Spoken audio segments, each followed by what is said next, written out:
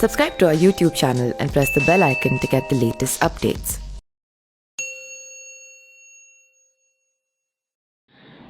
नमस्कार, मैं पिंटू सिंह यादव आप सभी का स्वागत करते हैं न्यूज लाइव में। दोस्तों, जैसा कि आपको पता है कि उत्तर प्रदेश के 2 लोकसभा सीटों पर उपचुनाव हो रहा है। पहला सीट आजमगढ़ है, जहां पर समाजवादी पार्टी का गढ़ कहा जाता है, तो वहीं दूसरा है रामपुर लोकसभा सीट, जहां से आजम खान का गढ़ माना जाता है। और ये दोनों लोकसभा पर सीट जो खाली हुई थी, ये अखिलेश यादव के इस्तीफे के बाद और आजम खान के इस्तीफे के बाद। लेकिन आजमगढ़ को लेकर अब कहीं ना कहीं मायावती जो है वो पेंच फंसा दी हैं और अब मामला दिलचस्प होते नजर आ रहा है। और कहा यह भी जा रहा है कि मायावती जो है वो आजमगढ़ में अखिलेश यादव की मुश्किलें बढ़ा सकते हैं। वो कैसे, इसकी मैं पूरी जानकारी अब आपको बताता हूं। तो बात करें तो आजमगढ़ लोकसभा उपचुनाव में बसपा दलित मुस्लिम समीकरण बनाने के फिराक में है। पार्टी ने गुड्डू जमाली को मैदान में उतार दिया है। अगर यह प्रयोग सफल हुआ तो बहुजन समाज पार्टी 2024 के चुनाव में इस फॉर्मूले को लागू कर सकती है।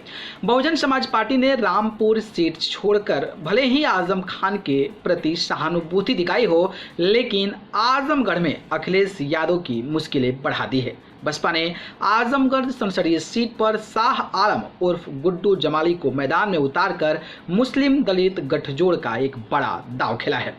आजमगढ़ सीट पर बसपा का फोकस है। बीजेपी ने दिनेश लाल यादव उर्फ निरहुआ को उतारा है, तो अखिलेश ने पूर्व बदायूं सांसद और चचेरे भाई धर्मेंद्र यादव को मैदान में उतार दिया है। बसपा के एक नेता ने बताया कि बसपा रामपुर चुनाव नहीं लड़ रही है, इसका फोकस आजमगढ़ सीट पर है।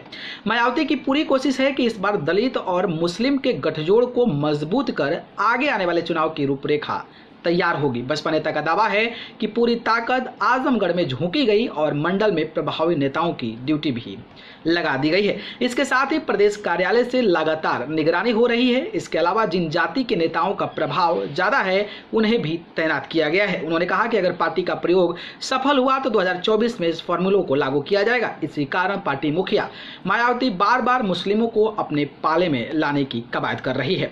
अगर मैं वहां के समीकरण की बात करता हूं 2019 के लोकसभा चुनाव में, तो 2019 में सपा बसपा का गठबंधन था, जिसमें अखिलेश यादव को 6,21,000 और बीजेपी के दिनेश लाल यादव को 3,61,000 और सुभाषपा को 10,000 से अधिक वोट मिले थे।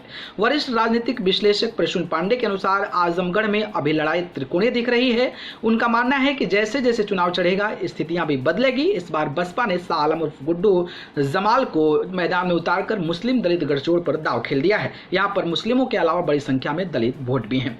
लेकिन अगर मैं आजमगढ़ लोकसभा की बात करता हूँ तो वहाँ पर यादव और जो मुस्लिम वोटर्स हैं वो काफ़ी ज़्यादा हैं। और जिस तरीके से 2022 के विधानसभा चुनाव में अखिलेश यादव को मुस्लिम और यादव वोटर एक तरफा होकर वोट डाले थे, उसको अगर देखा जाए तो फिर आजमगढ़ पर अखिलेश यादव के भाई धर्मेंद्र यादव की जीत सुनिश्चित बताई जा रही है। लेकिन अगर इसमें बंटवारा होता है तो ये मुकाबला त्रिकोणीय हो सकता है और इसमें सबसे बड़ा फायदा निरहुआ को देखने वाला है। खैर, आपको क्या लगता है कि आजमगढ़ से निरहुआ जीत पाएंगे या फिर अखिलेश यादव अपने किला को धर्मेंद्र यादव के माध्यम से बचा पाने में सक्षम हो पाएंगे? ये हमें कमेंट बॉक्स में जरूर बताइएगा। धन्यवाद।